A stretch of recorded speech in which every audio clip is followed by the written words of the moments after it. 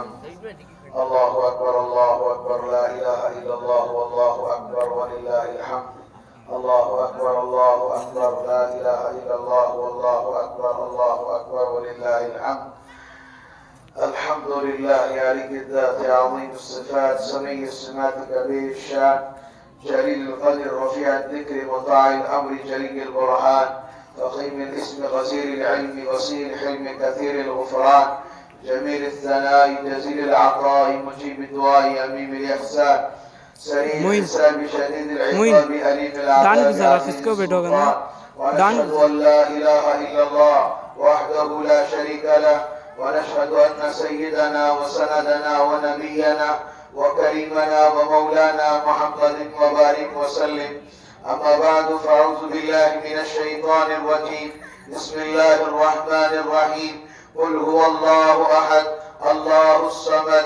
لم يلد ولم يولد ولم يكن له كفوا أحد وقال النبي صلى الله عليه وسلم إن لكل قوم عيدا وهذا عيدنا أو كما قال النبي صلى الله عليه وسلم أستغفر الله لي ولكم ولسائر المسلمين فاستغفروه إنه هو الغفور الرحيم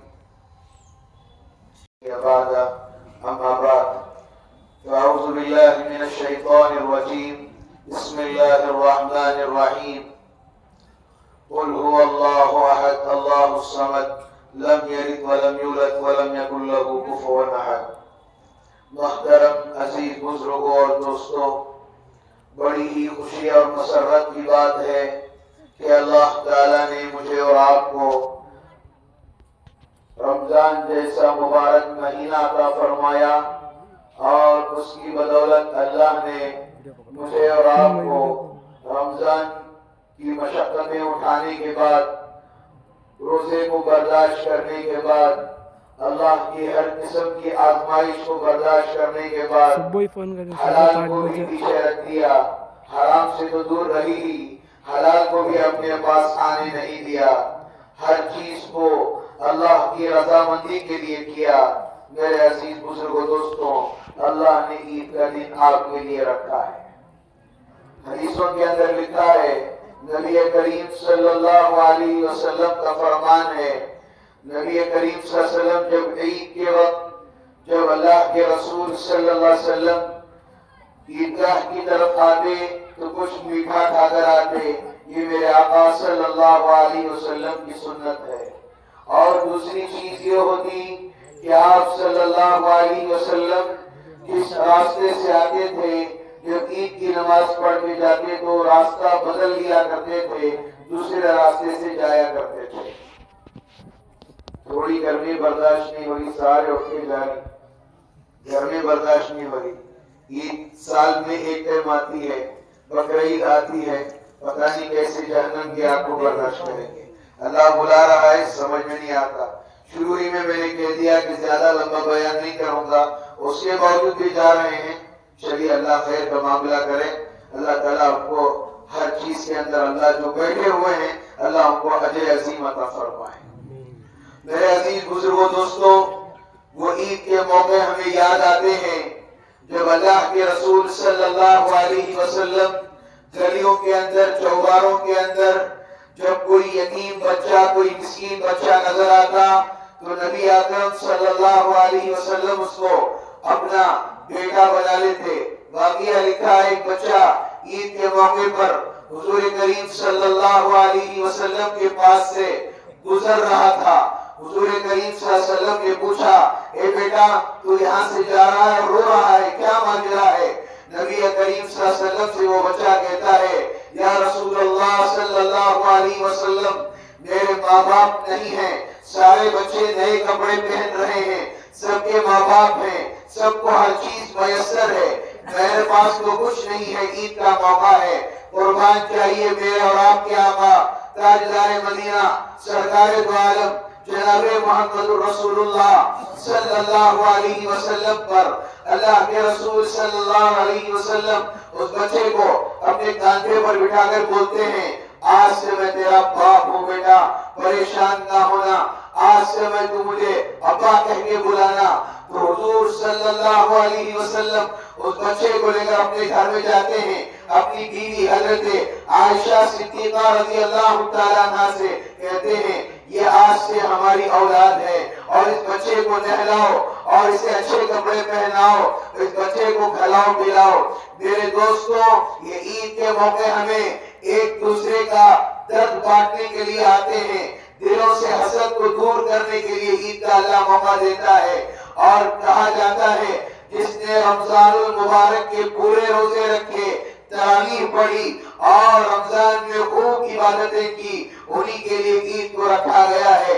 نبی اکرم صلی اللہ علیہ وسلم کا فرمان ہے وہ ہماری عیدگاہوں کی طرف چل کر نہ آئے جس نے رمضان میں روزے نہیں رکھے۔ یاد رکھیے رمضان کا ماحول جیسے تھا، لوگ چاہتے ہیں کاش پورا سال ہی رمضان ہو جائے، لیکن افسوس کی بات ہے ہمارے لیے زبانوں پر دعوے ہو جاتے ہیں لیکن عملی میدان کے اندر نہیں اترتے۔ لوگ سوچتے ہیں کہ اب ہم مسجدوں کو آباد کریں گے، شیطان کھل چکا ہے، رمضان اسی لیے آتا ہے تاکہ 11 مہینوں کی تیاری کر سکیں۔ دیکھیے اب تو ظہر میں مسجدیں ویران ہو جائیں گی، عصر میں مسجدیں ویران ہو جائیں گی، سب بازاروں کو آباد کرنا شروع کر دیں گے، گلیوں کو آباد کرنا شروع کر دیں گے، بے حیائی کا ماحول پیدا ہو جائے گا، کوئی اور کسی سے مصافحہ کرے گا، نہ حرام کا لحاظ ہے نہ کسی غیر محرم کا لحاظ ہے، ہر جگہ عید کے موقع پر غلط چیزیں یا نئی نئی رسومات پیدا ہو گئے ہیں۔ اللہ کی عزت و جلالت کی قسم، اس مقدر رسول کی قسم کھا کے کہتا ہوں عید کے وہ موقع ہیں نبی اکرم صلی اللہ علیہ وسلم کا وہ دور بھی گزرا ہے، حضور کریم صلی اللہ علیہ وسلم کا ایسا وقت بھی گزرا ہے جب عید کے موقع آتے نبی اکرم صلی اللہ علیہ وسلم سارے کفار سے جا کر ملاقات کیا کرتے تھے اور سب سے ملاقات کرتے تھے، اپنے پڑوسیوں سے ملاقات کرتے تھے، صحابہ سے ملاقات کرتے تھے۔ آج ایسا دور آ گیا ہے، آج ماموں سے ملنے کے لیے عید ہمیں شرم آتی ہے، کوئی بڑا ہمارے گھر میں ملاقات کرنے کے لیے آتا ہے، ہم گھروں میں آرام سے سو جاتے ہیں، پہلو لٹا کر سو جاتے ہیں، کہتے ہیں رات بھر میں تھک کر آیا ہوں، رات بھر میں عبادت میں گزار کر آیا ہوں، اور جب کوئی بڑا آتا ہے اس سے ملاقات کرنے کا ٹائم تک نہیں ہوتا، تو لوگ کہتے ہیں میں نبی کا امتی ہوں، میں نبی کا چاہنے والا ہوں۔ کس نبی کا نام لے کر امت کو دھوکہ دے رہے؟ صدقہ فطر تو چاہیے ہمیں پہلے ہی عطا کر دینا چاہیے، لیکن افسوس کی بات یہ ہے کہ لوگ اب یہ انتظار میں رہتے ہیں کب عیدگاہ سے نکلوں اور صدقہ فطر کو تلاش کرتے ہوئے پھرتے ہیں۔ مستحق لوگوں کا حق ہے، مت مار کر کھائیے۔ لوگ کہتے ہیں صدقہ فطر انہی کے لیے ہے جو لوگ زکوٰۃ کے مستحق ہوتے ہیں، ایسا نہیں ہے، زکوٰۃ الگ چیز ہے، صدقہ فطر الگ چیز ہے۔ میرے عزیز بزرگوں دوستوں، صدقہ فطر ہر ایک کے اوپر دینا ضروری اور لازم ہے، چاہے چھوٹا بچہ ہو یا پیدا ہوا سو بچہ ہو، سب کے لیے صدقہ فطر دینا ضروری ہے۔ یہ کوئی جان کا صدقہ نہیں ہے۔ رمضان المبارک کے اندر جو روزے رکھتے ہیں، جو کمی بیشیاں ہو جاتی ہیں، اس کے نذرانے میں یہ صدقہ دیا جاتا ہے۔ میرے عزیز بزرگوں دوستو، ہمیں فوراً دے دینا چاہیے۔ اور ایک درخواست یہ ہے، آج ہم اچھے کپڑے پہنے ہوئے ہیں، آج ہم اچھا لباس پہنے ہوئے ہیں، کوئی ہے جو فلسطین کے بچوں کو یاد کرے، کوئی ہے جو غزہ کے بچوں کو یاد کرے، کوئی ہے جو رافع کے بچوں کو یاد کرے، ان کی ماں کو یاد کرے، ان کے خون کو یاد کرے، ان کے لہو کو یاد کرے، ان کے جسموں کو تتر بتر ہونے کو یاد کرے۔ اب ہم چلے جائیں گے گھروں کو، عید مبارک کہہ کے چلے جائیں گے، آرام سے گھروں میں پکوان پکیں گے، لیکن یاد رکھیے عید کے موقع ایسے آتے ہیں، پڑوسی کا حق ادا کرنا مت بھولیے۔ کوئی غریب آج کے دن مانگنے کے لیے آئے، خالی ہاتھ نہ بھیجیں، دھتکار کر نہ بھیجیں۔ کوئی مسکین کوئی مانگنے والا آ جائے، اسے یہ نہ کہیں کہ بھائی یہاں سے چلے جا، ہم دیتے نہیں ہیں۔ اللہ نے جتنی وسعت بنائی ہے، جتنی تمہاری طاقت ہے، اس کے مطابق آپ کسی غریب کی مدد بھی کیا۔ عید آتا ہے، یاد رکھ لیجئے، جس طرح رمضان المبارک کے اندر ہمارا یہ دستور تھا، جب زبانوں سے گالیاں نکلتی تھی تو کہتے تھے روزے کی حالت میں ہوں، زبان سے گالی نہیں نکلنا چاہیے۔ اسی طرح اور دنوں میں بھی ہمیں یہ ارادے اور عزائم ہونا چاہیے. کیا عزائم؟ کہ ہمارے زبانوں سے گالی نہ نکلے، ہماری زبانوں سے کیا نہ ہو جھوٹ نہ نکلے، ہماری زبانوں سے کیا نہ ہو کوئی غلط فیصلہ نہ ہو، کسی کی غلط گواہی نہ دے. یہ ساری چیزوں کا خیال ہونا چاہیے.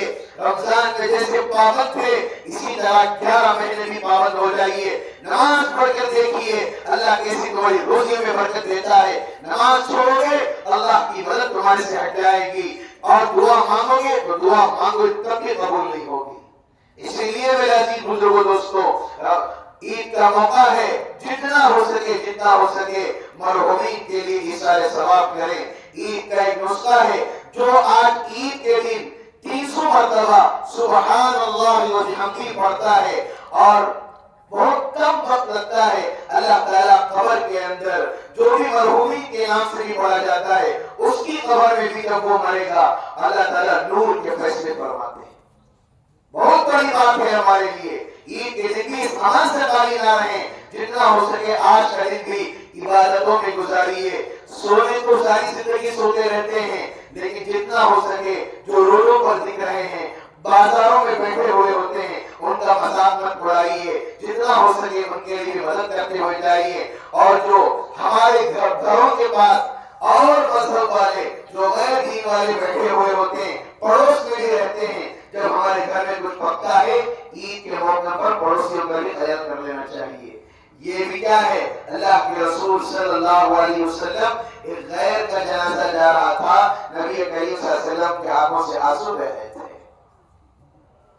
میرے عزیز بزرگوں دوستوں، لمبی چوڑی بات کا وقت نہیں ہے، اسی لیے میں آپ سے بارہا کہتا ہوں، آج بھی عید کے موقع پر کہوں گا اپنے دلوں کو صاف کریں.